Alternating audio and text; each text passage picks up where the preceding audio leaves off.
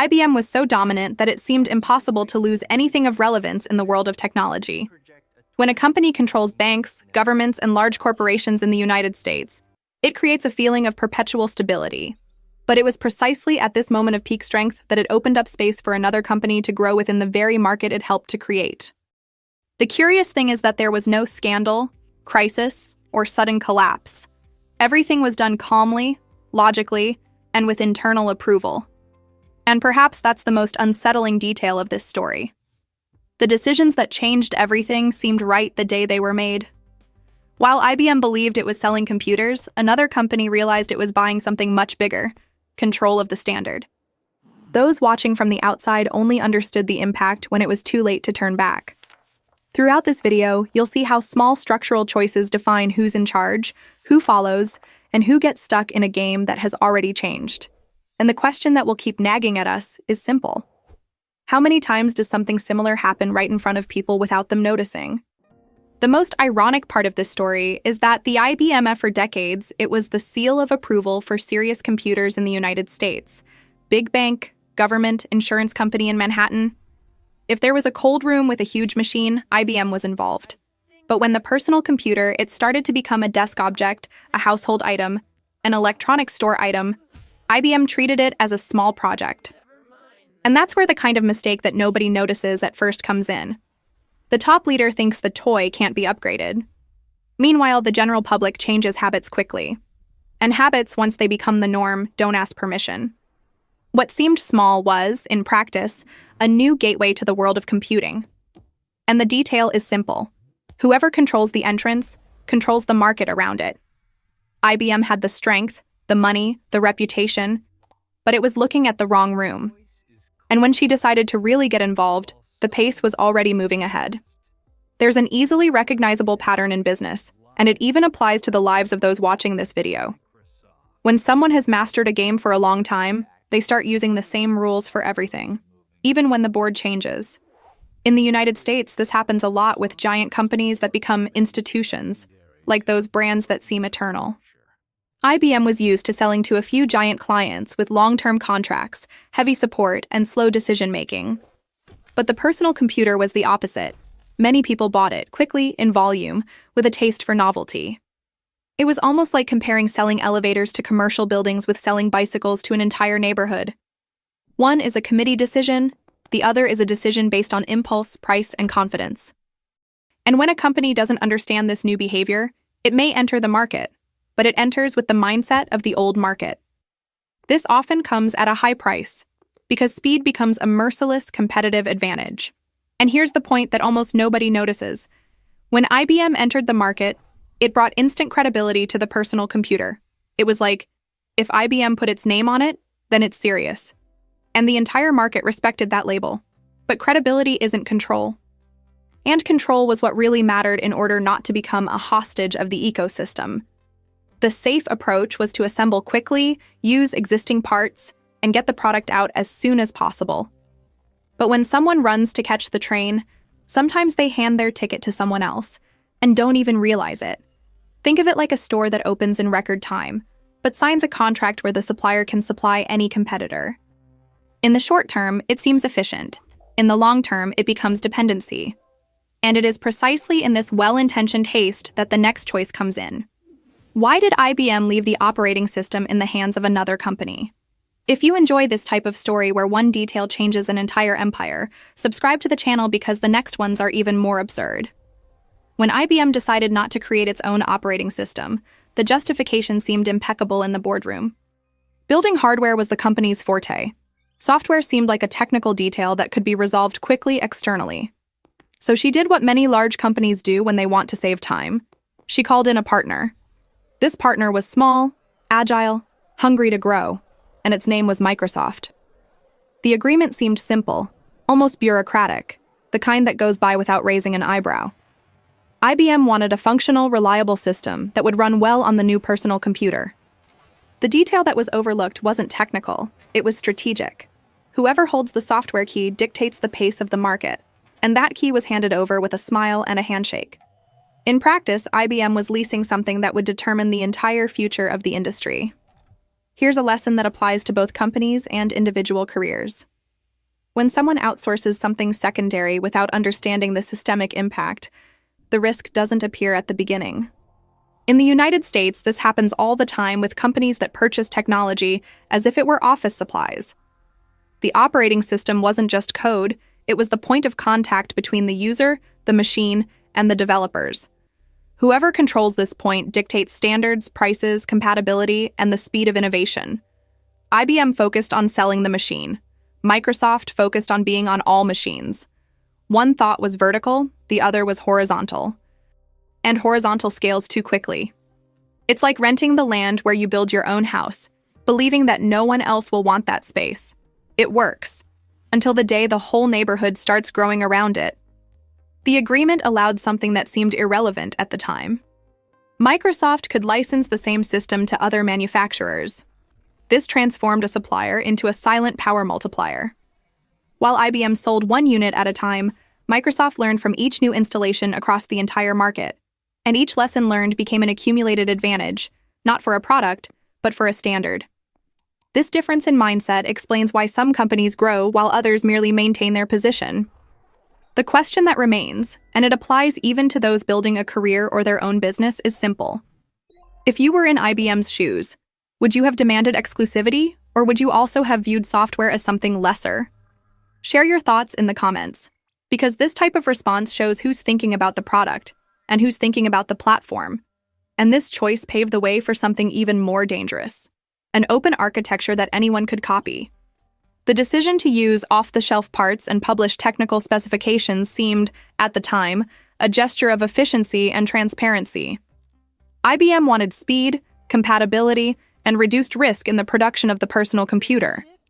Instead of reinventing everything, he chose to assemble it like a corporate Lego, using components already available on the market. To engineers, it sounded elegant. To executives, it sounded safe. To competitors, it sounded like an invitation. When the specifications become public, the barrier to entry disappears almost silently. Other companies quickly realized that they didn't need to copy the brand, just the logic. And copying logic is much cheaper than building a reputation from scratch. Soon, compatible machines emerged that were cheaper and ran the same software. The IBM logo was no longer exclusive. It was just an initial reference. This type of error occurs when someone confuses leadership with technical control. In the United States, this is common in sectors where standardization seems inevitable, such as technology and industry. The thinking was, if everyone follows our pattern, we remain in the center of the game. The problem is that standardization without ownership becomes mere convenience. IBM abandoned the padlock, believing that a closed gate was sufficient.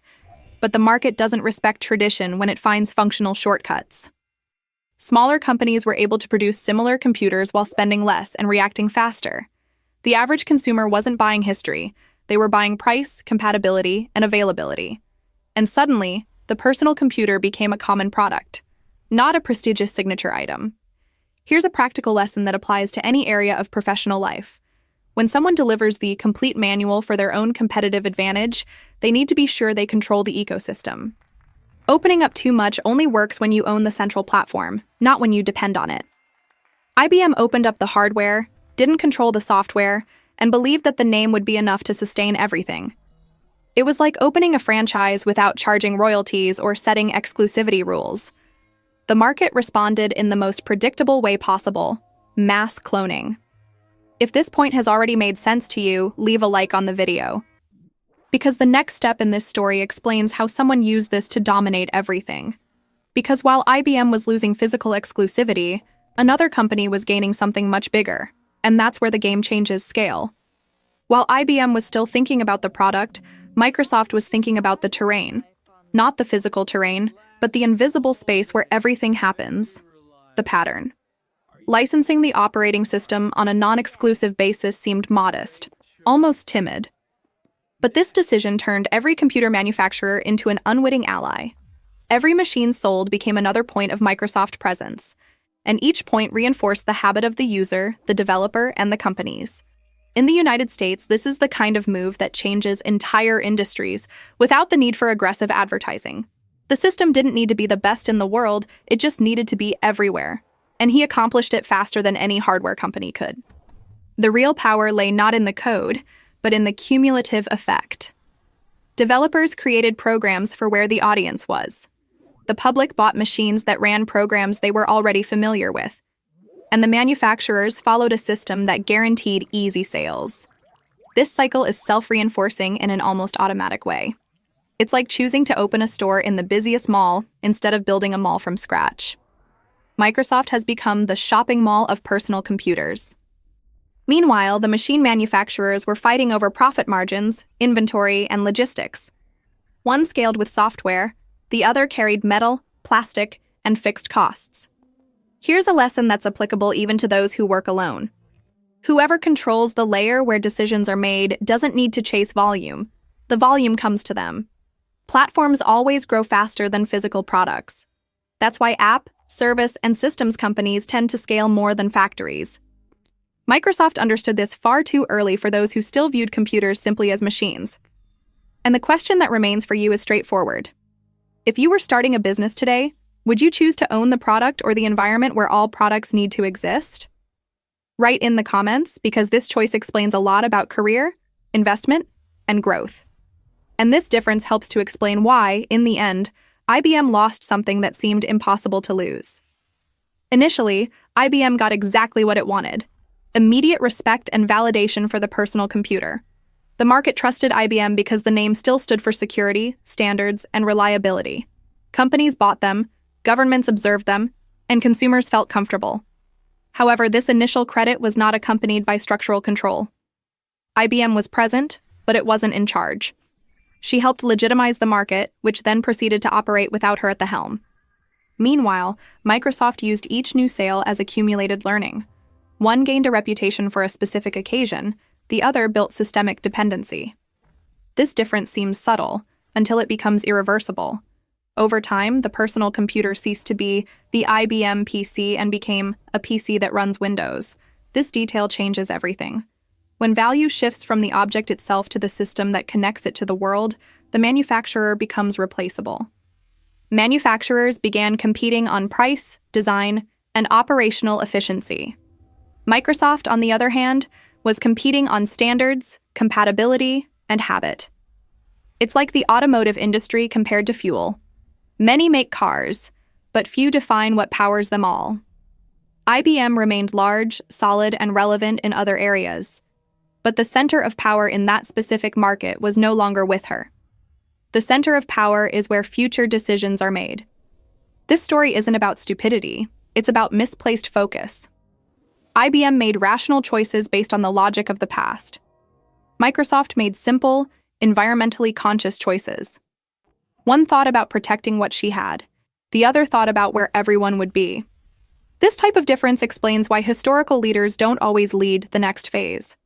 This serves as a warning for companies, professionals, and even content creators. If you don't control the layer that connects people, habits, and decisions, someone else will control it for you. And when that happens, regaining ground no longer depends on effort. It depends on luck. And luck rarely builds lasting empires. If you've made it this far, you've probably already realized that this story goes far beyond IBM and Microsoft. She talks about where people place their attention, power, and decision-making abilities, and where they let them slip away without noticing. IBM didn't lose because it was weak. It lost because it protected the wrong place. Meanwhile, Microsoft understood that whoever controls the standard doesn't need to control everything. They just need to be indispensable. This logic applies to business, career, investments, and even personal projects. Are you trying to be the best product? Or are you trying to occupy the space where all the other products pass through? What part of your life are you treating as secondary, when in fact it's what defines the game?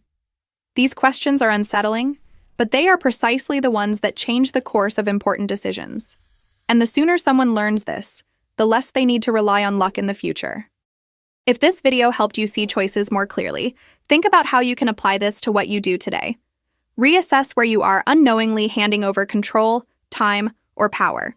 Observe patterns, habits, and structures, not just immediate results.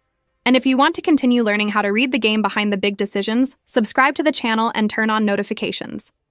Here, the idea is simple: to understand what few realize, so as not to repeat mistakes that cost entire empires.